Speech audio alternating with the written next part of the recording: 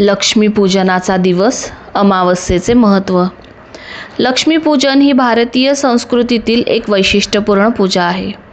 अश्विन महिन्यातील अमावस्येला संध्याकाळी ही पूजा दरवर्षी केली जाते. या दिवशी चंद्र नसतो, अंधार अधिक असतो आणि त्या अंधारात दीप लावून देवी लक्ष्मीचे स्वागत करणे म्हणजे अंधारावर प्रकाशाचा विजय साजरा करणे. दिवाळीमध्ये लक्ष्मीपूजनाला विशेष महत्त्व दिले जाते, कारण त्या रात्री देवी लक्ष्मी पृथ्वीवर भ्रमंती करते आणि ज्या घरात स्वच्छता, सौंदर्य, श्रम आणि श्रद्धा असते तिथे ती वास करते असं मानलं जातं. कधी काळी देव आणि असुर यांच्यात प्रचंड युद्ध झालं. देवांची शक्ती कमी झाली आणि तीनही लोकात अंधार, दारिद्र्य आणि दुःख पसरलं. तेव्हा सर्व देवांनी भगवान विष्णूंना विनंती केली.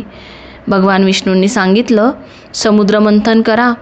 त्या समुद्र मंथनातून अनेक रत्न आणि संपत्ती प्रकट होतील. त्यातच प्रकट होईल माझी अर्धांगिनी देवी लक्ष्मी. देव आणि असुरांनी क्षीरसागर मंथन सुरू केलं.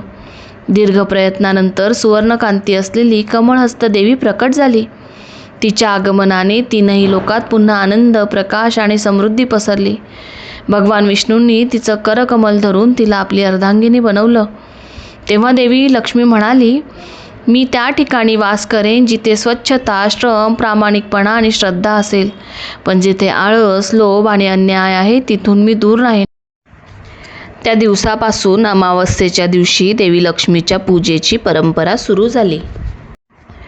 ही कथा आपल्याला शिकवते की स्वच्छता, श्रम आणि प्रामाणिकपणातच लक्ष्मीचा वास राहतो. ही खरी समृद्धी आणि खरी देवाची कृपा आहे. शुभ दीपावली.